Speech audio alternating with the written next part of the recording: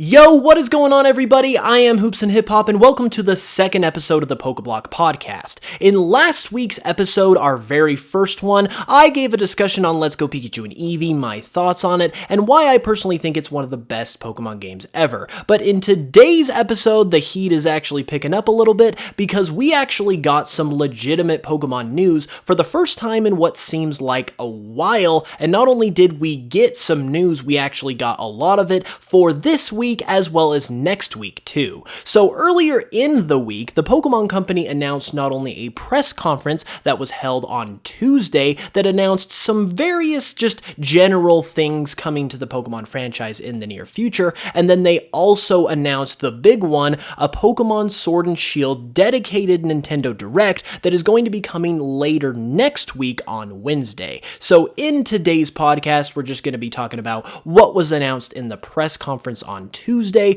We're going to be talking about what I think about all of the different announcements and what I think it implies for Pokemon, just my general impressions, and then we're also going to be giving some general discussions, speculation, maybe even some predictions, that type of thing, for what we could see in the Sword and Shield Direct next week. So this is definitely going to be an exciting episode to say the least, so let's just go ahead and get into it. So as I said on Tuesday, that is when we went ahead and got the Pokemon press conference that is not really like your typical Nintendo Direct that if you are a Nintendo fan, you come to expect, because this was more of a formal type of kind of media press type event, hence why it was called the Pokemon press conference, and that was exactly what it was. It was essentially just Tsunekazu Ishihara, the CEO of the Pokemon Company, standing on stage and announcing various new projects that were going to be coming to basically the Pokemon franchise and going to be released within the next year or so. And they announced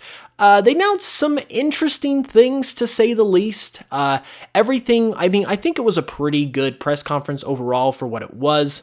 We weren't really expecting any like Sword and Shield information because obviously that's coming next week, and because Sword and Shield is coming out later this year, you're not really expecting some monumental announcement that's going to effectively compete with that. So I mean, going into the press conference to begin with, if you kind of knew what was going on, you knew the landscape of the franchise, you weren't really expecting like anything crazy. So I think for what it was a good press conference. But in terms of what they actually announced, to start off, let's get the smaller things out of the way. They announced Pokemon Quest is actually coming to China. Pokemon Quest is the game for mobile devices that was announced last year and released last year with the announcement of Let's Go Pikachu and Eevee. And it's pretty much just like a simple mobile game. It's got kind of a Minecraft aesthetic to it. I personally haven't played it, but the reason why I wanted to mention it, and even though it's already out, like I said, and it's only really coming to China, is the fact that it's cool to see a game like that going to China in the first place, because China is very restrictive on what they let into their country. So even though I'm not Chinese and I don't live in China, it doesn't affect me. It's cool to see like things like that start to kind of make their way into the country and kind of let them have a taste of the stuff that we enjoy. I thought that was cool. And then the other smaller little tidbit of information they announced is that the Pokemon shirts line of clothing, if you didn't know, Pokemon has its own fashion line that's just straight up, I guess it's just literally called Pokemon shirts, where they have these formal, really nice quality, like dress type shirts that feature all of the original 151 Pokemon. Those are currently only available in Japan, but they're going to be coming to America and Europe at some point later in the year. And basically, from what they said in the press conference, you can like customize your own shirt, so you can decide where the pattern is, like what design you want, and just all this stuff. And I'm all about fashion and style personally, and anytime that coincides with Pokemon, I am all about it. So just wanted to give my 2 cents and say I am definitely picking one of those up. But anyway, with the smaller stuff out of the way, the first major announcement that was made was the fact that we're actually getting a follow-up or a sequel, it sounds like, to Detective Pikachu on the Nintendo Switch. Now, this is a welcome announcement because anyone who has either played the Detective Pikachu game on 3DS or seen the movie based on the game knows that not only is Detective Pikachu and kind of like the brand that is now Detective Pikachu extremely popular, but it's also very pleasant as well. The game is really fun and just really nice overall. It's obviously got the aesthetic, it's set in the Pokemon world that we all know and love, but on top of that, it's a detective game, as the title would say. It's got that air of mystery about it. You're interviewing people, you're trying to solve the mystery of where Tim Goodman's dad is, and so overall, it's just a really nice experience, and that's obviously what the movie was based on as well, so the movie inherently is going to be a pleasant experience as well, and it obviously helped a ton that the CGI Pokemon looked great and Ryan Reynolds was the voice of Pikachu, so that kind of skyrocketed the potential of this movie, and I think it lived up to that as well. So with the popularity of what is now basically a spin-off franchise for Pokemon in Detective Pikachu, it wasn't really that surprising that we were going to get a sequel, especially since a sequel to the Detective Pikachu movie has already been announced, and there's been like rumblings that we're going to even maybe get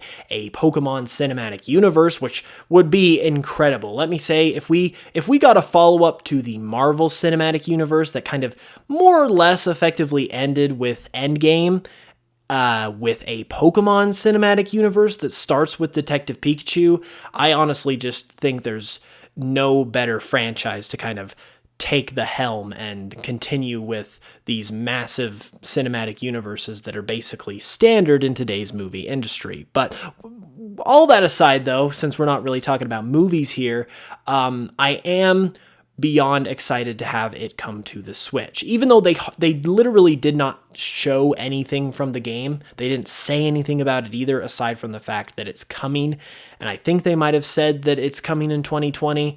I can't remember for sure, but it's just really exciting in general because of the quality that we have now come to expect from the Detective Pikachu name, and because it's on the Switch. Like, anytime a game comes to the Switch specifically, especially in the earlier days where obviously you had the handheld versus console kind of war going on in like within Nintendo itself, especially like before the Switch was even a thing and it was Wii U and 3DS.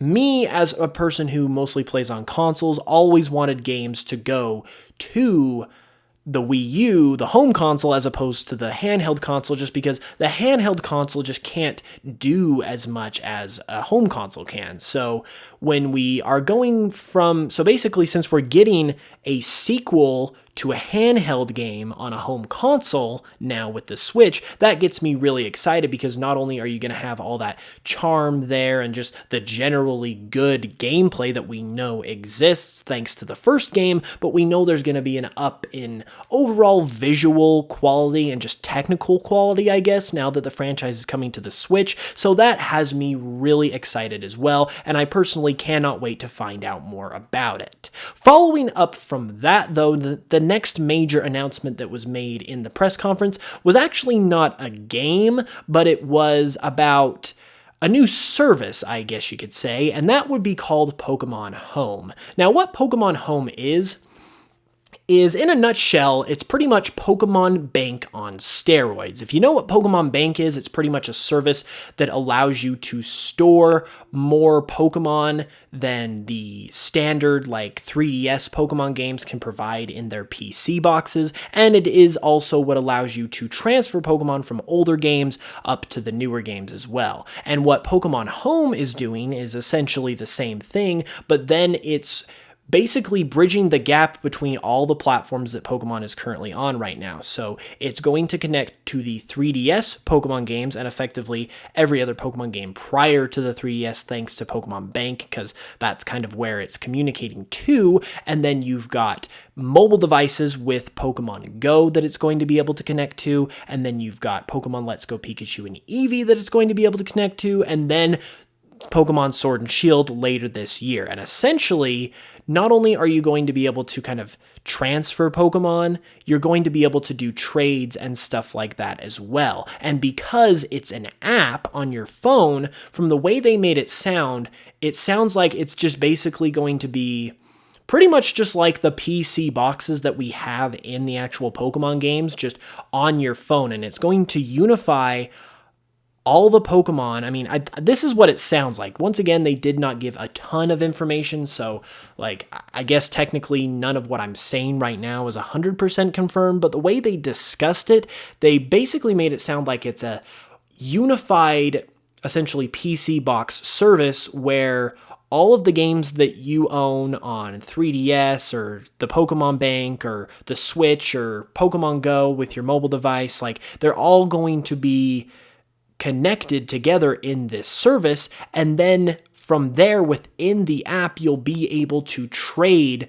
or transfer Pokemon to and from whatever you want from your app. So for instance, if you have the app on your phone, you can essentially trade a Pokemon that you have in Pokemon Sword and Shield to another person from your phone while you're kind of just out and about. Or you could transfer a Pokemon from, let's say, Pokemon Go to Pokemon Home and then Pokemon Sword and Shield just right from your phone while you're out and about. Or maybe you could transfer a Pokemon from Let's Go to Pokemon Sword and Shield while you're out and about. You don't have to have the game physically in front of you because it's all kind of on your phone in this unified service, which really, truthfully, if that's the way it's going to end up, is absolutely fantastic, because not only is that just unbelievably convenient, first off, it provides a way for people to transfer up their Pokemon to the latest games, which every time we move to a new generation and a new piece of hardware,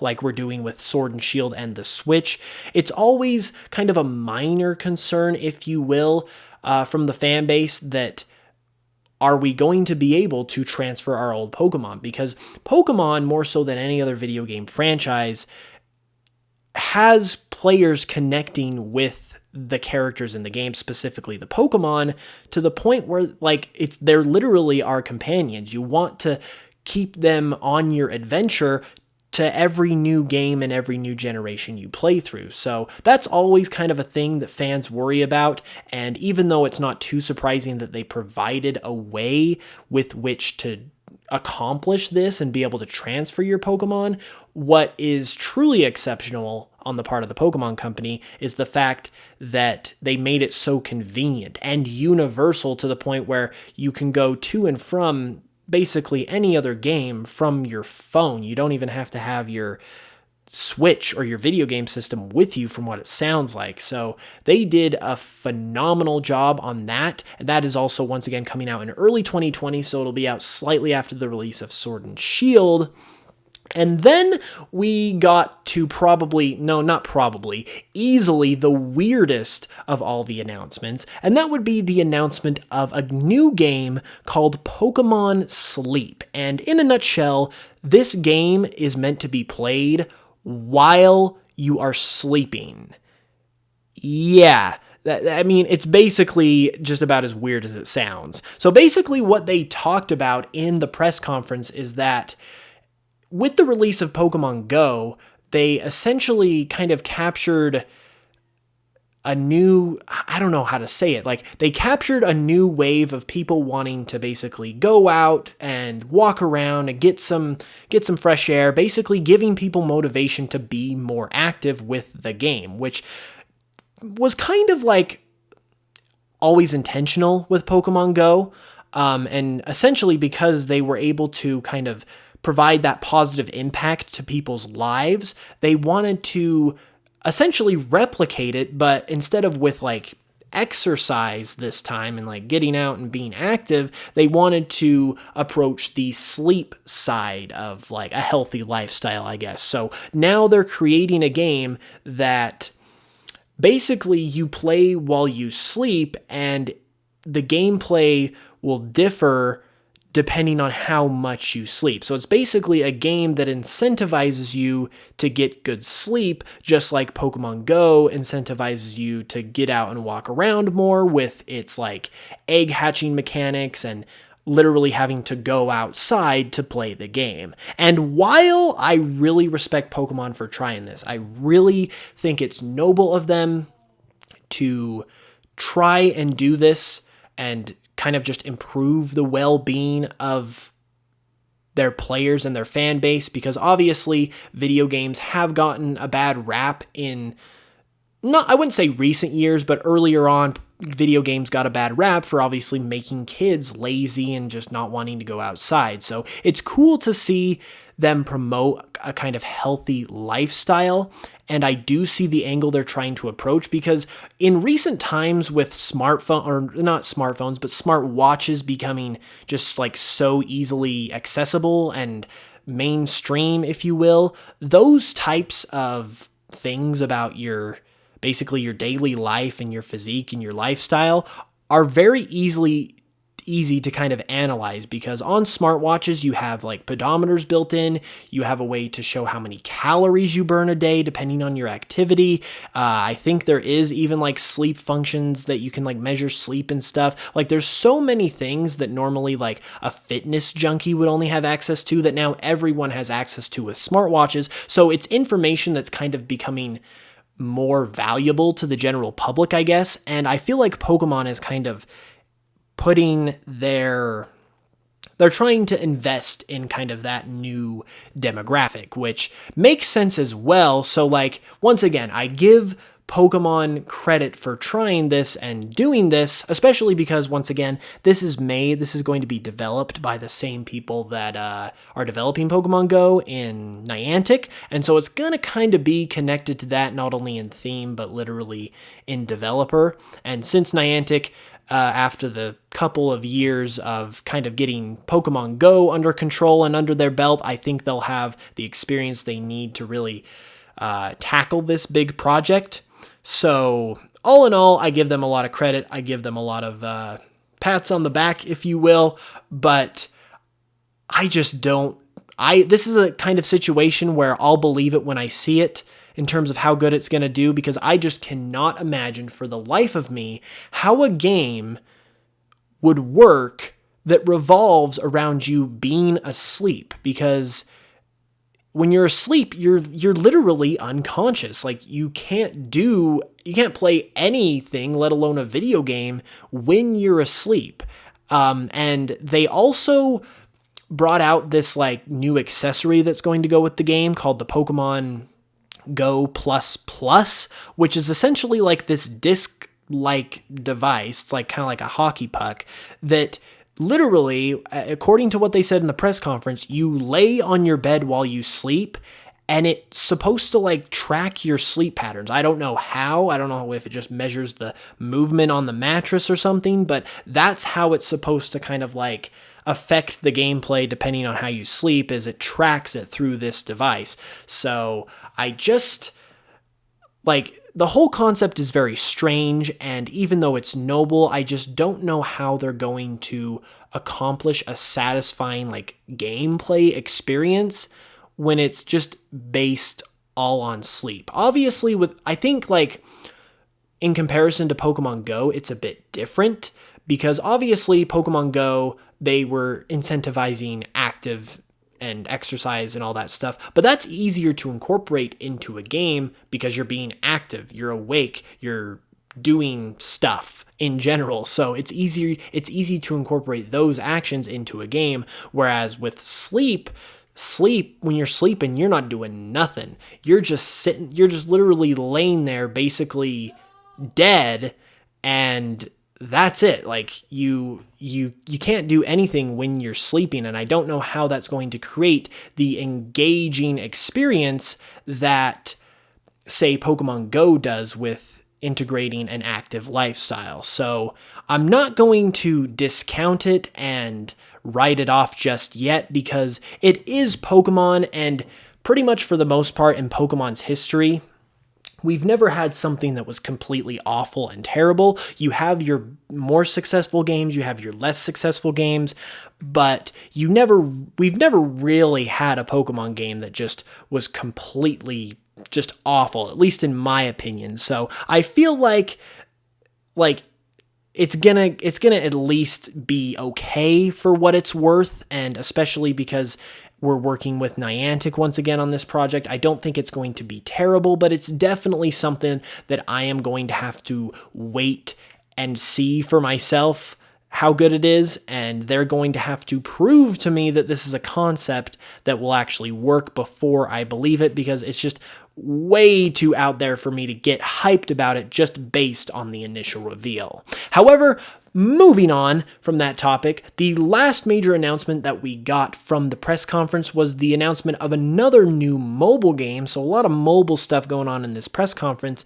That was actually probably the most interesting thing that we actually got information about. Not my favorite thing, but this was something they actually showed a trailer for, and that was Pokemon Masters. Now, apparently Pokemon Masters is a game that was actually, the concept of it was thought of by Ken Sugimori, the lead artist of Pokemon that's been with Game Freak since the beginning.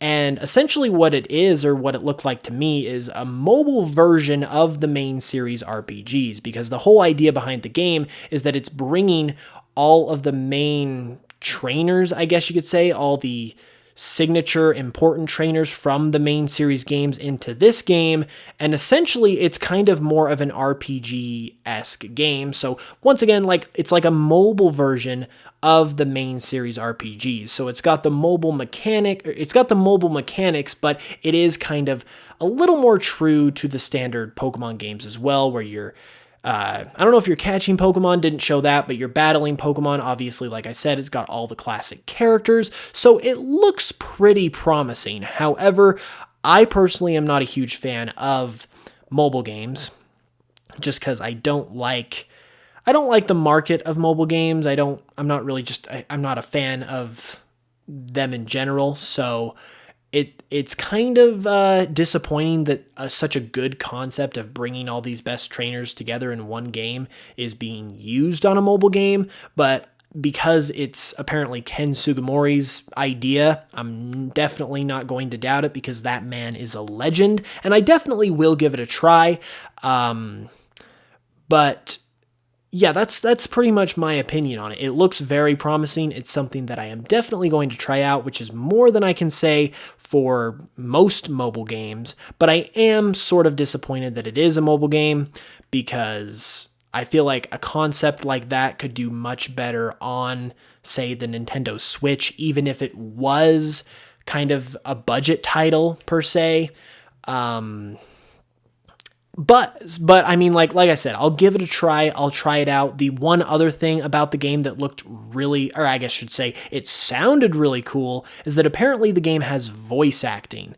In the trailer, you could hear characters kind of speaking a little bit. They didn't really say full sentences, but there was some kind of inflection going on there. So I am really excited about that. I hope it means that maybe we'll even get voice acting in Sword and Shield, because that is something that I've been asking for in Pokemon games forever, and so hopefully this is a sign of better things to come. But yeah, overall, looks like a cool game, looks interesting. I will give it a try, and we'll see what happens. But now that leads me into our final topic of the day, and that would obviously be the Pokemon Sword and Shield Direct itself. Now, the Direct is going to be happening next Wednesday, so like 5 days from now, at about, it's 6 a.m. PST, I believe, 6 a.m. Pacific time, and 9 a.m.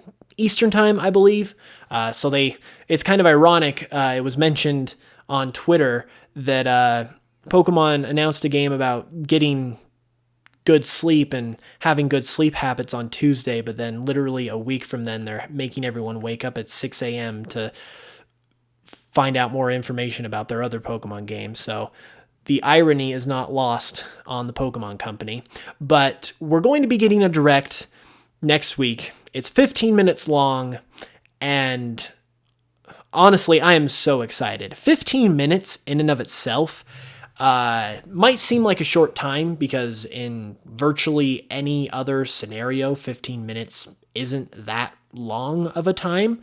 But when it comes to information about a game, it's extremely long. Like this, we are going to get so much information from 15 minutes. And to give you an example, we recently had a Super Mario Maker Direct that was about the same size, and that Direct revealed so much about the game, it wasn't even funny. Earlier on from that, we also had it wasn't a Direct, but it was a Smash Bros. Kind of like trailer that was showing off the Joker and all his moves and stuff. That was about 15 minutes, and that showed off a ton of stuff as well. So,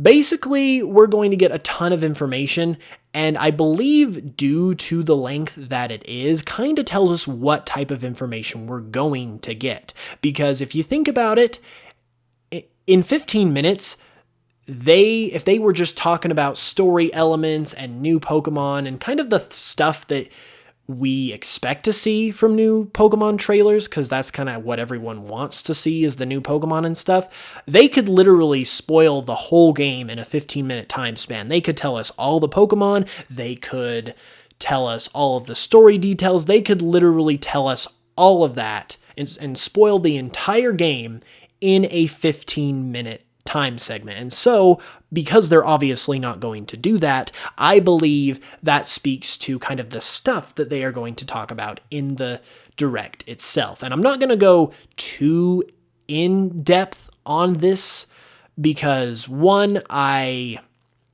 going to be making a video about it on my own channel, and so I don't want to give too much away from that. Plus, we kind of need to wrap up here in the next few minutes, so I will keep it kind of brief. But basically, what I'm thinking with this Direct is that we're going to get some new Pokemon. I would say we'll get a small handful, probably the earlier Pokemon. We might get a couple human characters, but I think the bulk of it is going to be gameplay, and then gameplay mechanics. And I think gameplay mechanics is definitely going to take up kind of the bulk. It's going to be like the marquee thing that we see from this Direct, because I think what they're going to do, in order to not give too much away from the other parts of the game, I think they're going to introduce one of the new gameplay mechanics of the game, whatever it is. I think it'll be the big marquee feature mechanic that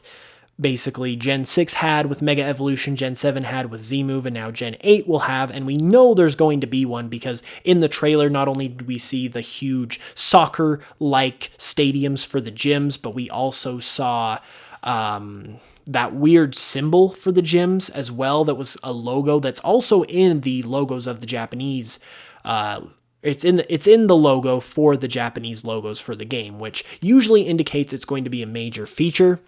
So with that being said, we know there's going to be a major feature, and due to the length of the Direct itself, I think they're going to introduce this feature, talk about it, and pretty much just take their sweet time explaining every little thing, just so after they're done explaining that, they only have maybe 5 or so minutes to show us new Pokemon, give us a little bit of story detail, and some other gameplay, because I think another thing that Pokemon has learned is not to spoil their whole game. For Pokemon Sun and Moon, I guarantee you they showed us about 50% of that game's content, and I am not joking. That game, I don't know the exact number, but I would suspect that game released anywhere from 10 to 20 trailers from the moment it was announced in February of 2016 to the moment the game came out in November of 2016. It was absolutely ridiculous,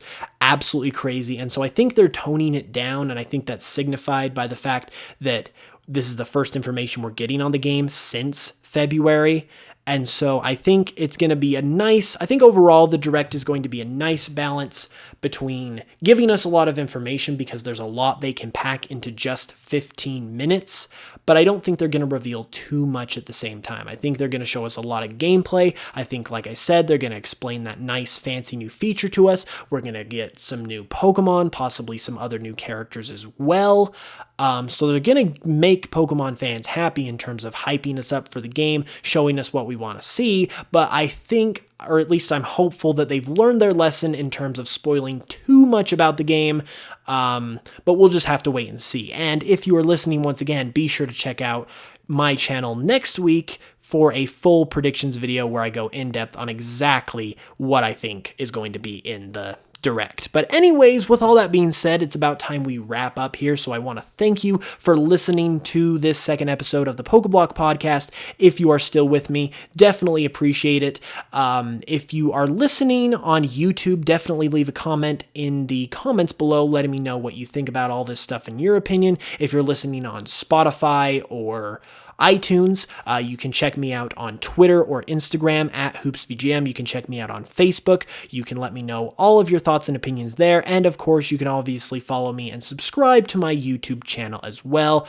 Name is just Hoops and Hip Hop, all one word. So with all that being said, once again, thank you so much for listening. We will be back next week with another episode. We'll obviously have a ton of Sword and Shield content to go over and discuss and speculate about, so it's going to be a great time. So I will see you for the next one, and until the next one, I hope you guys have a great week, and I will catch you guys later.